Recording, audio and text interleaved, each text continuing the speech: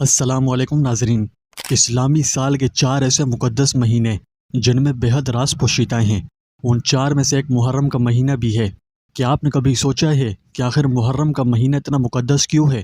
اس میں ایسا کیا ہوا تھا جو اس کی حرمت کا سبب بنا؟ نیز اس مہینے کے حوالے سے حضور صلی اللہ علیہ وآلہ وسلم نے کیا ارشادات فرمائے اور اس حرمت والے مہینے میں کس طرح کے واقعات پیش آئے، آج اسی سلسلے میں یہ ویڈیو بنا رہا ہوں۔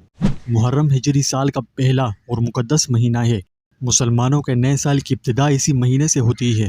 محرم الحرام یہ وہ مبارک مہینہ ہے جو شروع ہی سے مقدس اور حرمت والا چلا آ رہا ہے۔ حضور صلی اللہ علیہ وآلہ وسلم نے اس مہینے کی حرمت بیان کرتے ہوئے فرمایا کہ یہ مہینہ اللہ کا مہینہ ہے۔ یوں تو سارے مہینے ہی اللہ سبحانہ و تعالیٰ کے ہیں، پھر حضور صلی اللہ علیہ وسلم کا ایسا کہنا کہ یہ اللہ کا مہینہ ہے تو اس سے مراد اس ماہ کی خصوصی فضیلت کو ظاہر کرنا مقصود ہے، کیونکہ اللہ کی طرف اضافت خاص الخاص چیزوں ہی کی جاتی ہے۔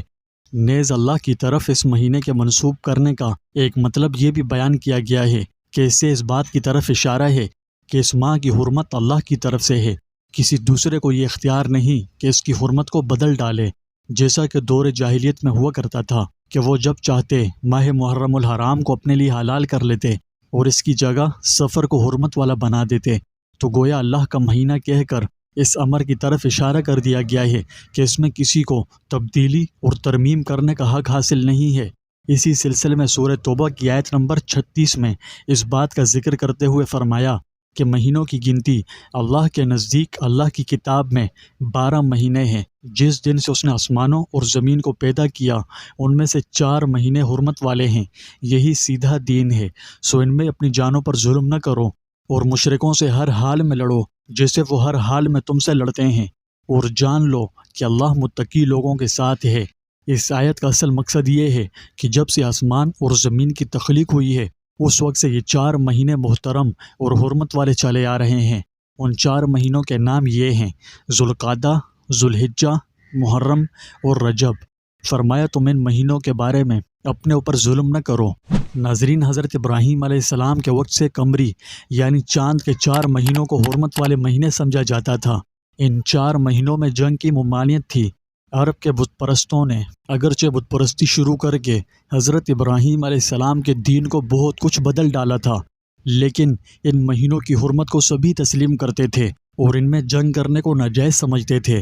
رفتہ رفتہ یہ ممانعت ان کو مشکل معلوم ہونے لگی، اس لیے کہ ذوالقعدہ سے محرم تک 3 متواتر مہینوں میں لڑائی بند رکھنا ان کے لیے دشوار تھا۔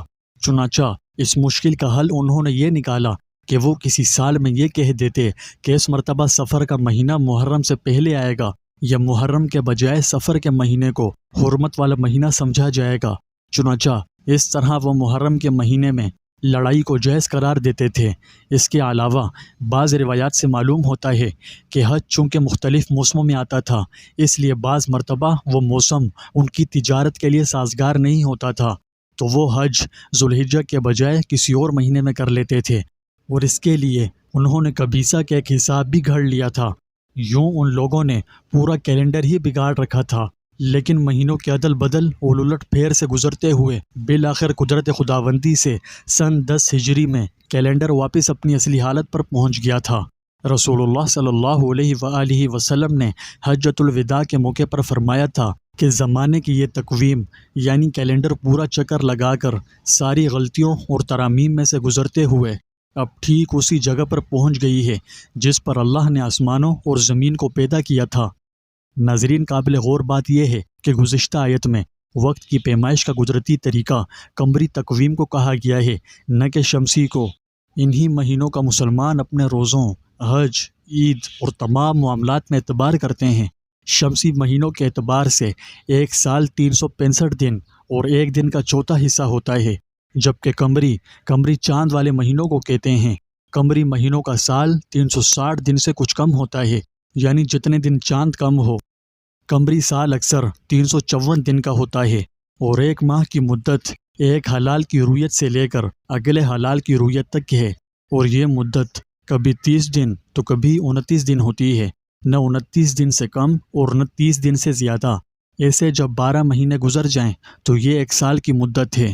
یہ کبھی 354 دن کا ہوتا ہے، کبھی 355 دن کا۔ 12 مہینے گزرنے پر ویسا ہی موسم آ جاتا ہے جیسا کہ 1 سال پہلے تھا۔ قمری مہینوں میں اللہ نے یہ حکمت رکھی ہے کہ یہ شمسی سال سے تقریباً 10 دن چھوٹا ہوتا ہے۔ موسموں اور فصلوں کے پکنے کا تعلق سورج اور موسم سے ہوتا ہے، چاند سے نہیں۔ اب آپ کا یہ سوال ہونا چاہیے کہ جب موسموں اور فصلوں کا تعلق شمسی کیلنڈر کے ساتھ ہے تو پھر اسلام میں قمری کیلنڈر کی اہمیت شمسی کیلنڈر سے زیادہ کیوں ہے؟ اس سوال کا جواب اس حکمت میں پوشیدہ ہے کہ شرعی احکام کی بجاوری کے لیے قمری تقویم کو بنیاد بنانے کی حکمت یہ ہے۔ مثلاً حج کے سفر کے لیے مسلمان ہر موسم کی صحبتیں برداشت کرنے کے خوگر ہو جائیں۔ نیز رمضان کا مہینہ کسی خاص ملک میں ایک ہی موسم میں نہ آیا کرے۔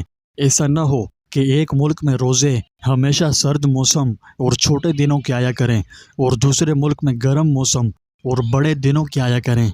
ان مبارک مہینوں کی ایک خاصیت یہ بھی ہے کہ ان میں جو شخص کوئی عبادت کرتا ہے تو اسے بقیہ مہینوں میں بھی عبادات کی توفیق اور ہمت ہوتی ہے۔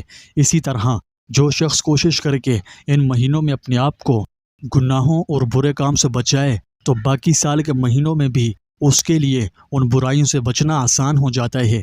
اس لیے ان مہینوں سے فائدہ نہ اٹھانا سخت نقصان ہے۔